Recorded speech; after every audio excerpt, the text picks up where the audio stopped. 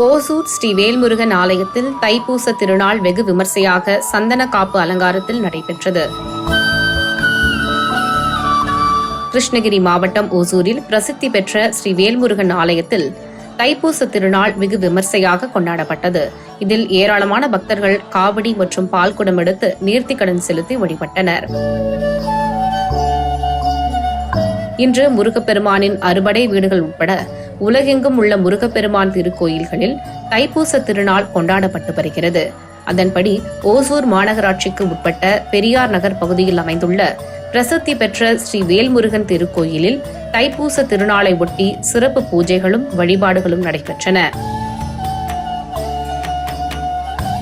முன்னதாக மூலவர் முருகப்பெருமானுக்கு அதிகாலை முதலே பால், தயிர், வெண்ணெய், மஞ்சள், குங்குமம், சந்தனம், திருநீரு, பன்னீர் உள்ளிட்ட திரவியங்களை கொண்டு சிறப்பு அபிஷேகம் நடைபெற்றது.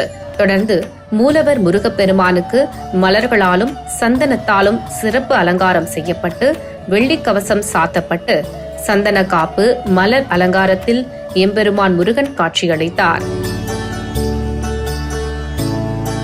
அப்போது முருகப்பெருமானுக்கு பஞ்சமுக தீப மகா மங்கள ஆரத்தி காட்டப்பட்டது. இதனையொட்டி ஏராளமான பக்தர்கள் திருக்கோயிலுக்கு பால்குடம் எடுத்து வந்தும் காவடி எடுத்து வந்தும் நேர்த்திக்கடன் செலுத்தி சிறப்பு வழிபாடு மேற்கொண்டனர்.